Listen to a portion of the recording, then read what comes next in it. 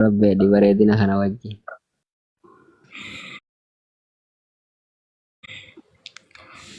Bareedumni fuulaa uumaan godhu barka keessaa malee. Mee tamma obsa kana hunda qabda bareedina ni qabda amala gaarii qabda. Kasi fuudha bar jannata gale wallahi jannatu dunya. Wallahi. Wallahi rakkoo. Anatu jira yeroo takkatti shan namaa dhalta wallahi jannata galee jechuudha kasi fuudhe. Kana hinde Galatoom ulfaadhu obboleessa kiyya thank you. jallata baas.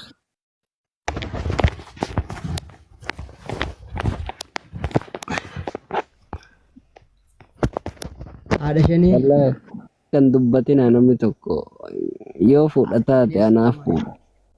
Maal fiddan?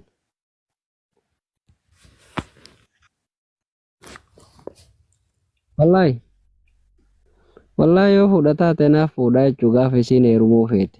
Hanga saniin eeggadha. tasgabbaa'e egaa haadha shanii assalaamu alaikum. Waalaikum assalaam.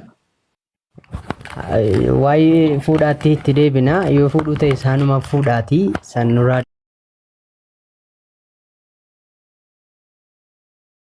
Waan hin taphanne hin taphatin. ani immoo bakkumati jirtu gubaan illee biyya hin gubu bakkumati jirtu gubaan immoo Maqaa keetiin biyyatti jirtullee akka hin gubne.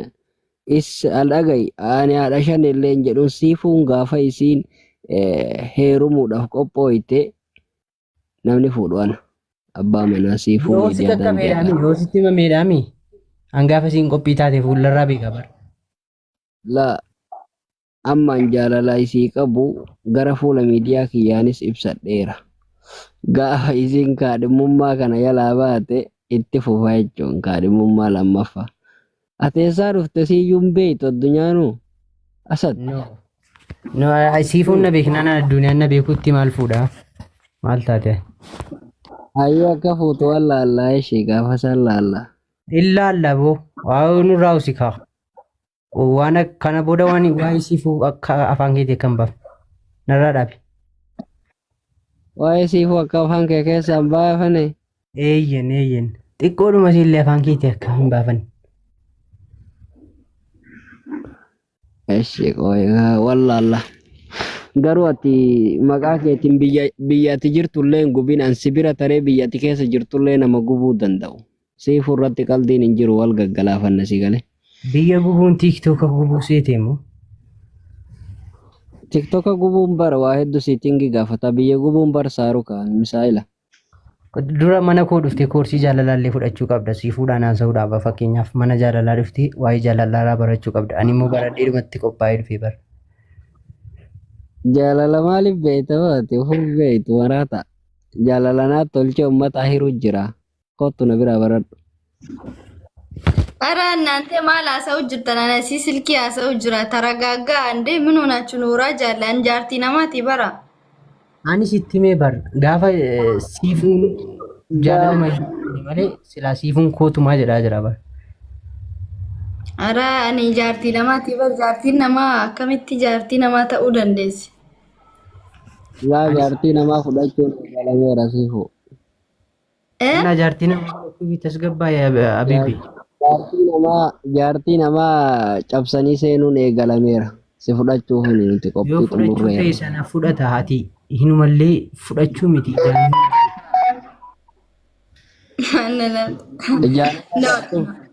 Namni tokkoyyuu nan fudhatu isin obboleeyyan kiyya ani nikaa namaan narra jira.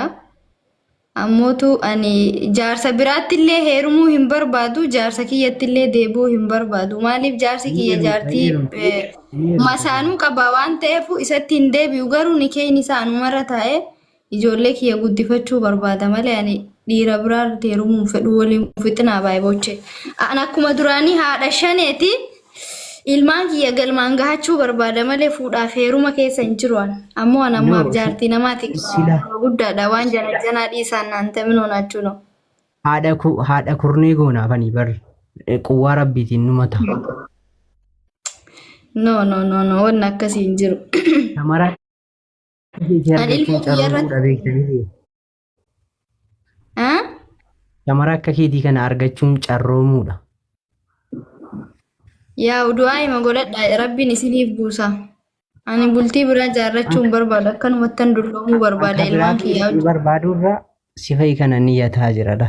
Amma fagoo dhaqee taa'ee Rasuulli Rabbiitu sallallahu alaihi wasallam tanamni fuudhee isiin nama ajjeeftee booda fuudhe. Waan takka kana waan nu sodaachiftu hin qabu. laala an jaartii namaati ani. Gaafa jaartii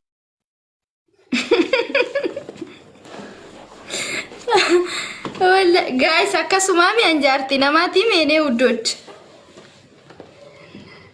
Boro ajandaa si godhatu maali boro ajandaa abbaan fedhe naa godhatu kan maaltu nageen an jaartii namaati si jamman indi akka jaartii namaa ta'e nan beeytan huma. Ajandaa waan na godhatan waan maalaase an jaartii namaati an haadha shaneeti an nikiyaan namaa narra jira bara.